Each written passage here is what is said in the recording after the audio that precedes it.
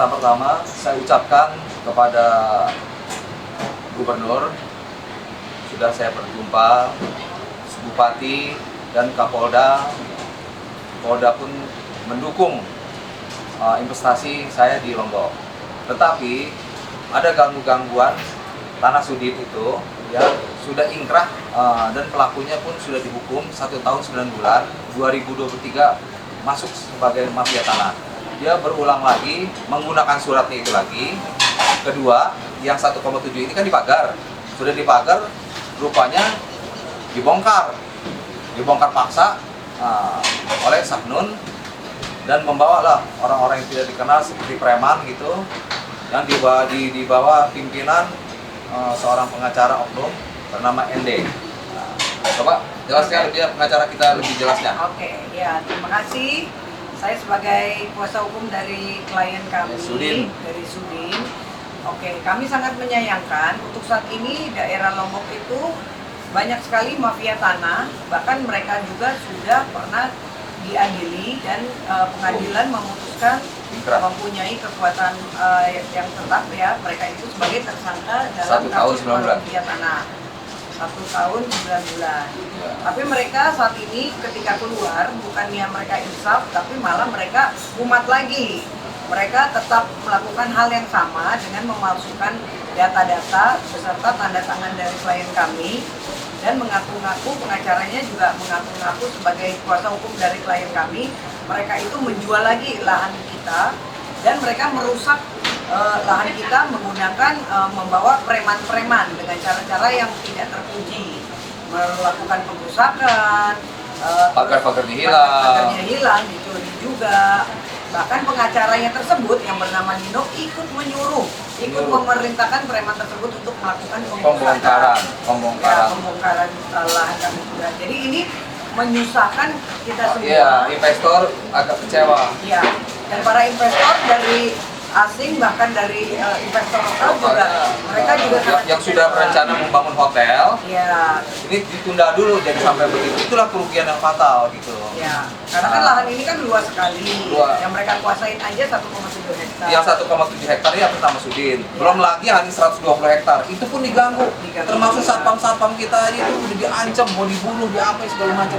Nah, tapi kita laporin ke Polres Lombok Tengah, luar biasa, langsung ditindak dengan tegas. Bahkan juga ada beberapa investor yang mereka tipu juga ya, karena mereka juga udah menjual lahan kita kan. Ya, untuk jalan. Untuk jalan. Jadi memang kasusnya ini sudah beberapa dan berulang gitu kan. Makanya kami saat ini menindaklanjuti untuk bicara tegas bahwa mafia tanah di Lombok ini harus segera diberantas. Mungkin abang kita, Bang Effendi. Ya baik, terima kasih. Perlu saya tambahkan komentar dari rekan bersama tim hukum tadi.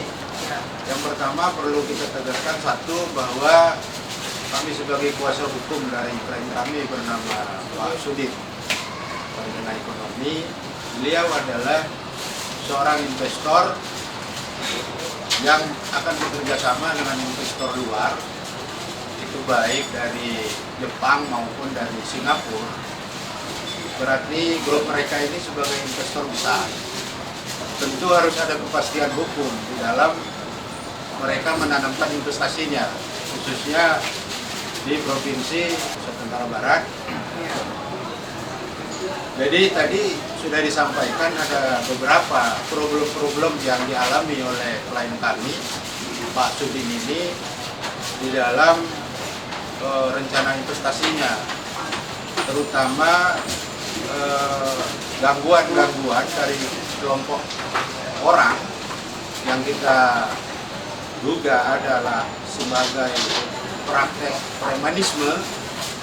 Tentu ini akan mengganggu iklim investasi yang akan dilaksanakan. Tidak hanya mengganggu, bahwa mereka ini sudah berpikir ulang, ada keraguan untuk menanamkan investasi besar-besaran di Nusa Tenggara Barat. Nah, kita sebagai kuasa hukum tentu mengkomunikasikan kepada stakeholder, terutama kepada pemerintah daerah, agar memberikan kepastian hukum dan kenyamanan berinvestasi di Nusa Nusa Tenggara Barat. Rekan kita Pak Andrea pun sudah menyampaikan bahwa sudah bertemu sama stakeholder atau para pemangku kebijakan di Nusa Tenggara Barat. Pertama sudah berkomunikasi dan bertemu kepada Gubernur NTB, Bupati dalam rangka untuk mensinkronkan agar investasi di NTB ini menjadi sehat, yang tentu akan meningkatkan juga perekonomian di Nusa Tenggara Barat. Maka kami berharap kepada aparat penegak hukum, khususnya Polri di NTB, untuk segera menertibkan dan menindak tegas perilaku-perilaku premanisme yang juga tidak hanya premanisme untuk apa yang bisa kita katakan mengandalkan otot, tapi premanisme yang juga intelektual juga masuk di dalam kelompok ini, yaitu sebagai seorang pengacara yang mestinya mencegah perbuatan-perbuatan yang melanggar hukum. Malah beliau sebagai pengacara yang berinisial MD ini memerintahkan dan menyuruh kelompok orang untuk membongkar pagar milik klien kami di atas tanah seluas 1,7 hektar. Jadi sekali lagi kami mohon kepada pihak kepolisian, karena proses hukum sudah berjalan, kita sudah membuat laporan atas pengerusakan dan pengakuan atau penyerobotan tanah. Tentu kami berharap agar proses ini diproses secara transparan, cepat, yang bisa menimbulkan kepercayaan kepada investor begitu. Kalau ada kepastian hukum dan tindakan-tindakan yang cepat. Sejalan dengan harapan kami, tentu juga adalah bagian daripada untuk mendukung dari program Presiden sendiri, bagaimana iklim investasi di Indonesia itu bisa menjadi sehat, yang bisa mendatangkan kepercayaan dari investor luar untuk menanamkan modalnya di Indonesia, untuk mempercepat pertumbuhan ekonomi kita.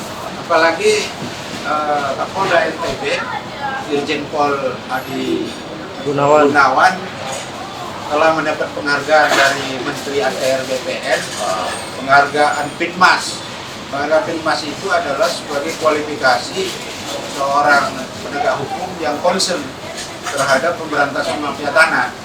Nah, tentu predikat beliau yang sudah mendapat penghargaan tersebut agar tetap mendapat kepercayaan dari masyarakat, maka kami mohon segera ditindak dengan tegas para premanisme yang ada di Lombok Barat ini. Begitu barangkali harapan dari kami sebagai kuasa hukum untuk juga membantu iklim investasi yang sehat begitu.